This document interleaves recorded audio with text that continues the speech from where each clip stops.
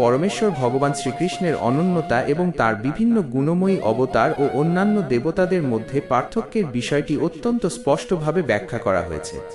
নিচে এই শ্লোকটি এবং এর গভীর তাৎপর্য আলোচনা করা হল। শ্লোক: রজস্তম প্রকৃতয়ঃ সমশিলা ভজন্তি বৈ পিতৃভূত প্রজেশাদীন শ্রেয়ৈশ্বর্য প্রজেন সবঃ।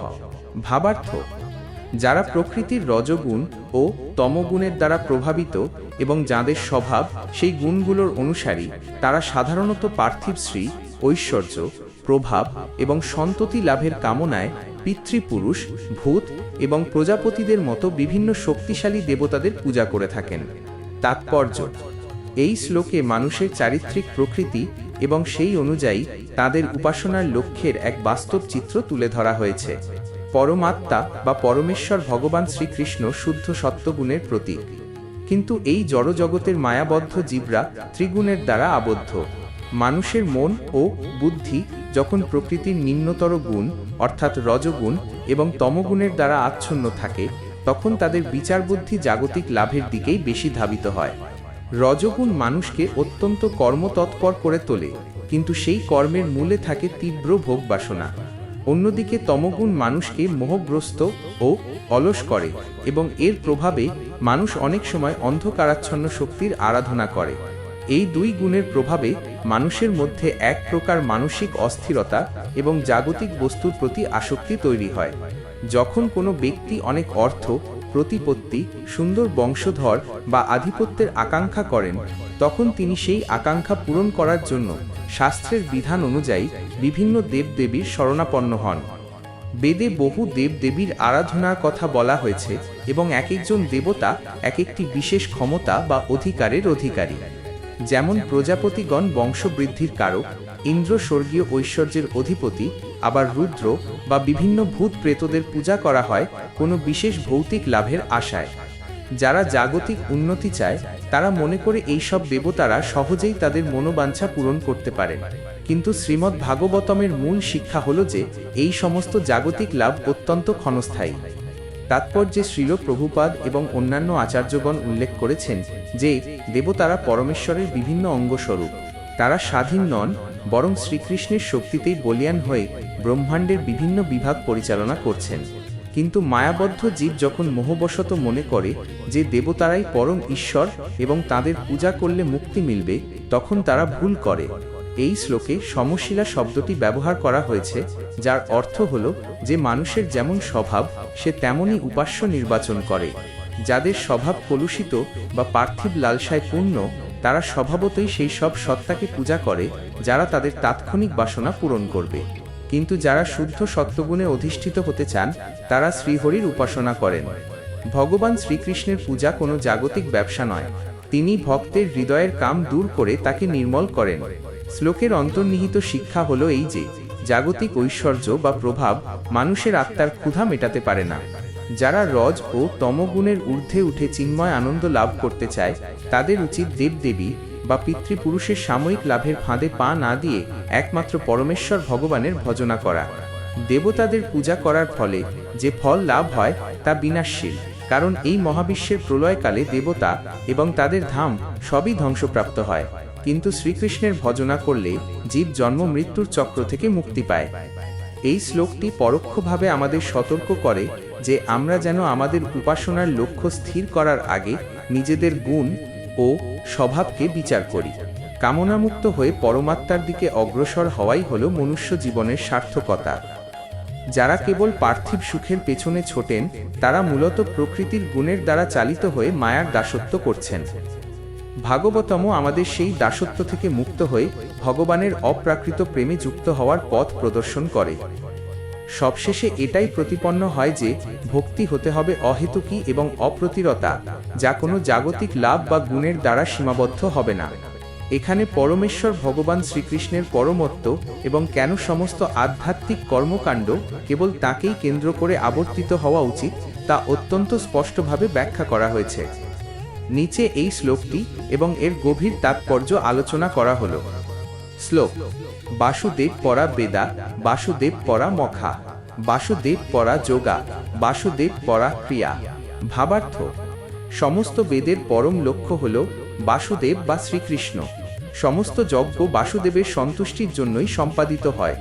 সমস্ত যোগ পদ্ধতি বাসুদেবকে লাভ করার জন্যই উদ্দিষ্ট এবং সমস্ত সকাম কর্ম বা ক্রিয়া শেষ পর্যন্ত বাসুদেবকেই পরম গতি হিসেবে নির্দেশ করে। তাৎপর্য: এই শ্লোকটি সমগ্র বৈদিক সাহিত্যের সারমর্ম হিসেবে পরিচিত। জড় জগতে আমরা নানা ধরনের শাস্ত্রীয় বিধিবিধান, যাগযজ্ঞ, যোগ ব্যায়াম এবং বিভিন্ন ধর্মীয় আচার আচরণ দেখতে পাই। সাধারণ মানুষের মনে প্রায়শই প্রশ্ন জাগে যে কেন এত বৈচিত্র্য এবং কেনই বা এত ভিন্ন ভিন্ন পথের নির্দেশ দেওয়া হয়েছে। ভাগবতম এই শ্লোকের মাধ্যমে সেই সকল সংশয় নিরসন করে ঘোষণা করছে যে এই সমস্ত পথের গন্তব্য আসলে একজনই, আর তিনি হলেন বাসুদেব শ্রীকৃষ্ণ। বাসুদেব পরা বেদা কথাটির অর্থ হল বেদ পাঠের প্রকৃত উদ্দেশ্য কোনো জাগতিক পাণ্ডিত্য অর্জন করা নয়। বেদে যে কর্মকাণ্ড, জ্ঞানকাণ্ড এবং উপাসনাকাণ্ড রয়েছে তার প্রত্যেকটি স্তর একজন মানুষকে ধীরে ধীরে বাসুদেবের চরণে পৌঁছে দেওয়ার জন্য তৈরি করা হয়েছে। যদি কেউ বেদ পাঠ করেও পরমেশ্বর ভগবানের স্বরূপ অনুধাবন করতে না পারে, তবে সেই পাঠ কেবল শ্রমেরই নামান্তর। শ্রীমদ্ ভগবদ্ গীতায় ভগবান নিজেই বলেছেন যে সমস্ত বেদের দ্বারা কেবলমাত্র তাকেই জানা প্রয়োজন। যজ্ঞ বা মক্ষের প্রসঙ্গে বলা হয়েছে যে প্রাচীনকালে দেবতারে সন্তুষ্ট করার জন্য যে সমস্ত যজ্ঞ করা হতো তার প্রকৃত ভোক্তা হলেন বিষ্ণু বা বাসুদেব। যজ্ঞের প্রতিটি আহুতি মূলত পরমেশ্বরের প্রীতির জন্যই নিবেদিত হওয়া উচিত। মানুষ যখন নিজের ইন্দ্রিয় তৃপ্তির জন্য যজ্ঞ করে তখন তা বন্ধনের কারণ হয়ে দাঁড়ায়, কিন্তু যখন সেই যজ্ঞ বাসুদেবের উদ্দেশ্যে নিবেদিত হয় তখন তা চিত্ত শুদ্ধি করে এবং মুক্তি প্রদান করে। যোগ সাধনার ক্ষেত্রেও একই নীতি প্রযোজ্য। বর্তমানে যোগ বলতে অনেকেই কেবল শারীরিক ব্যায়াম বা মানসিক শান্তিকে বোঝেন, কিন্তু ভাগবতমের মতে যোগের প্রকৃত অর্থ হল ভগবানের সাথে আত্মার সংযোগ স্থাপন করা। অষ্টাঙ্গ যোগ, জ্ঞান যোগ বা ভক্তি যোগ সবই অসম্পূর্ণ যদি না তার কেন্দ্রে বাসুদেব থাকেন। যোগী যখন তার হৃদয়ে পরমাত্মার দর্শন করেন তখন তিনি মূলত বাসুদেবেরই এক আংশিক রূপের ধ্যান করেন। তাই বাসুদেবকে বাদ দিয়ে যোগ সাধনা কেবল একটি যান্ত্রিক প্রক্রিয়া ছাড়া আর কিছুই নয়। ক্রিয়া বা শাস্ত্রীয় কর্মসমূহের গন্তব্য শ্রীকৃষ্ণ। মানুষ সমাজে বসবাস করার সময় যে সমস্ত কর্তব্য পালন করে, যেমন দান, তপস্যা বা সামাজিক সেবা, সেই সব কিছুর চূড়ান্ত সার্থকতা তখনই আসে যখন তা ভগবানের সেবায় রূপান্তরিত হয়। বাসুদেব হলেন সমস্ত শক্তির উৎস এবং পরম আশ্রয়। জগতের যা কিছু সুন্দর, যা কিছু ঐশ্বর্যমণ্ডিত এবং যা কিছু পবিত্র, তা সবই তাঁর বিভূতির প্রকাশ। এই শ্লোকের গূঢ় তাৎপর্য হল একনিষ্ঠ ভক্তি। মানুষ যখন বুঝতে পারে যে বাসুদেবী সব কিছুর পরম কারণ, তখন সে আর শাখা প্রশাখা জল না দিয়ে গাছের মূলে জল ঢালতে শুরু করে। অর্থাৎ ভিন্ন ভিন্ন দেবতার উপাসনা বা ভিন্ন ভিন্ন দার্শনিক তত্ত্বের পেছনে সময় ব্যয় না করে সে সরাসরি শ্রীকৃষ্ণের ভজনা করে। এর ফলে তার জীবনের সমস্ত কর্ম সার্থক হয়। ভাগবতমও আমাদের এই শিক্ষা দেয় যে জীবনের প্রতিটি পদক্ষেপে, প্রতিটি চিন্তায় এবং প্রতিটি নিঃশ্বাসে বাসুদেবকে স্মরণ করাই হল প্রকৃত বুদ্ধিমত্তা। সমস্ত শাস্ত্রের এই সমন্বিত রূপটি যখন একজন সাধকের হৃদয় প্রতিভাত হয়, তখনই তিনি প্রকৃত শান্তি এবং পরম আনন্দ লাভ করতে সক্ষম হন। বাসুদেবী পরম সত্য এবং সেই সত্যকে জানাই মানুষের একমাত্র ধর্ম। শ্রীমদ্ ভাগবতমের প্রথম স্কন্ধের 2য় অধ্যায়ের 29 নম্বর শ্লোকটি পূর্ববর্তী শ্লোকের ধারাবাহিকতায় পরমেশ্বর ভগবান শ্রীকৃষ্ণের পরমত্বকে আরও দৃঢ়ভাবে প্রতিষ্ঠিত করে। এই শ্লোকে বাসুদেব বা শ্রীকৃষ্ণের জ্ঞান, বৈরাগ্য এবং জীবনের পরম লক্ষ্যের স্বরূপ ব্যাখ্যা করা হয়েছে। নিচে এই শ্লোকটি এবং এর গভীর তাৎপর্য আলোচনা করা হল। শ্লোক: বাসুদেব পরং জ্ঞানং বাসুদেব পরং তপ, বাসুদেব পর ধর্ম, বাসুদেব পরা গতি। ভাবার্থ: যাবতীয় জ্ঞানের পরম লক্ষ্য হলেন বাসুদেব। সমস্ত প্রকার তপস্যার চূড়ান্ত উদ্দেশ্য হল বাসুদেবকে সন্তুষ্ট করা। প্রকৃত ধর্মের মূল লক্ষ্য হল বাসুদেবকে লাভ করা এবং জীবনের পরম গতি বা গন্তব্য হলেন একমাত্র বাসুদেব। তাৎপর্য: এই শ্লোকটি মানব জীবনের 4টি অত্যন্ত গুরুত্বপূর্ণ স্তম্ভ জ্ঞান, তপস্যা, ধর্ম এবং পরম গতিকে শ্রীকৃষ্ণের সঙ্গে অবিচ্ছেদ্যভাবে যুক্ত করেছে। ভাগবতমের এই অধ্যায়ে সূত গোস্বামী ঋষিদের সামনে প্রমাণ করছেন যে কেন বাসুদেব বা শ্রীকৃষ্ণের ভক্তি শ্রেষ্ঠ। জগতের সমস্ত আধ্যাত্মিক ও জাগতিক সাধনার মূল কেন্দ্রবিন্দু কেন পরমেশ্বর ভগবান হওয়া উচিত তারই এক অকাট্য যুক্তি এখানে তুলে ধরা হয়েছে। প্রথমেই বলা হয়েছে জ্ঞানের কথা। জ্ঞান বলতে কেবল জড়জগতের তথ্য সংগ্রহ করা বোঝায় না। প্রকৃত জ্ঞান হলো তাই যা জীবকে তার প্রকৃত স্বরূপ এবং ভগবানের সঙ্গে তার নিত্য সম্পর্কের কথা স্মরণ করিয়ে দেয়। মানুষ যখন বৈজ্ঞানিক বা দার্শনিক পথে সত্য অনুসন্ধান করে, তখন সেই অনুসন্ধানের শেষ সীমা হওয়া উচিত বাসুদেব। যদি জ্ঞান লাভের মাধ্যমে শ্রীকৃষ্ণের চরণারবিন্দে ভক্তি উৎপন্ন না হয়, তবে সেই জ্ঞানকে শাস্ত্রে কেবল মায়াজাল বা বৃথা পরিশ্রম বলা হয়েছে। বাসুদেব হলেন সর্বজ্ঞ এবং সমস্ত জ্ঞানের আধার, তাই তাকে জানলে জগতের আর কিছুই অজানা থাকে না। তপস্যার ক্ষেত্রেও একই সত্য প্রযোজ্য। মানুষ ইন্দ্রিয় সংযম, উপবাস বা কঠিন ব্রত পালন করে কেন? তপস্যার প্রকৃত উদ্দেশ্য হল চিত্তশুদ্ধি। এই শুদ্ধি তখনই পূর্ণতা পায় যখন তপস্বী তার সমস্ত কঠোরতার ফল বাসুদেবের চরণে অর্পণ করেন। শাস্ত্রে বলা হয়েছে যে ভগবান বিষ্ণু বা বাসুদেবের প্রীতি বিধানই হল সমস্ত তপস্যার সার্থকতা।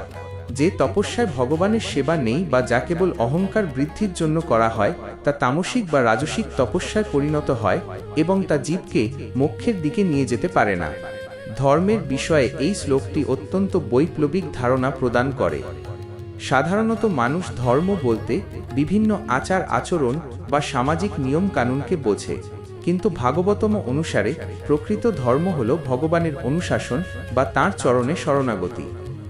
বাসুদেব পর ধর্ম শব্দটির অর্থ হল যে ধর্মকর্মীকে বা সাধককে বাসুদেবের ভক্তিতে উন্নীত করে না, তা প্রকৃত ধর্ম নয়। জীবনের প্রতিটি কর্তব্য যখন ভগবানের সন্তুষ্টির জন্য করা হয়, তখনই তা সার্থক ধর্মে রূপান্তরিত হয়। শ্রীকৃষ্ণ গীতায় বলেছেন, যে সমস্ত ধর্ম পরিত্যাগ করে কেবল তাঁরই শরণাগত হতে, কারণ তিনিই ধর্মের মূল ভিত্তি। সবশেষে বলা হয়েছে পরম গতির কথা।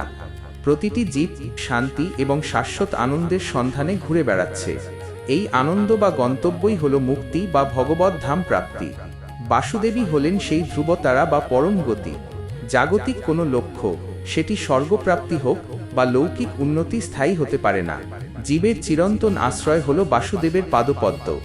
যখন একজন সাধক বুঝতে পারেন যে তার আত্মা বাসুদেবের অংশ এবং তার চরম সার্থকতা ভগবানের সান্নিধ্য লাভ করা, তখনই তিনি এই ভবসমুদ্র পার হতে পারেন। এই শ্লোকের সামগ্রিক শিক্ষা হল এই যে আমাদের জীবনের সমস্ত কর্মকাণ্ড, বুদ্ধি এবং লক্ষ্য যেন বিক্ষিপ্ত না হয়। মানুষ যখন জানতে পারে যে শ্রীকৃষ্ণই সমস্ত কিছুর আদি, মধ্য এবং অন্ত, তখন তার সমস্ত সংশয় দূর হয়। জ্ঞান, তপস্যা, ধর্ম ও গতি, এই চারটিরই সার্থকতা যখন বাসুদেব কেন্দ্রিক হয়, তখনই মানুষের জীবন সফল হয়। ভাগবতম আমাদের শেখায় যে শ্রীকৃষ্ণের ভজনা করলে আলাদা করে কোনো কিছু প্রয়োজন থাকে না, কারণ তিনি পূর্ণ এবং তাঁর সেবার মধ্যেই সব কিছু নিহিত রয়েছে। বাসুদেবী সত্য, বাসুদেবী পথ এবং বাসুদেবী জীবনের একমাত্র অবলম্বন। আমৃত্যু এই সত্য হৃদয়ে ধারণ করাই হল ভাগবতের মূল নির্দেশ।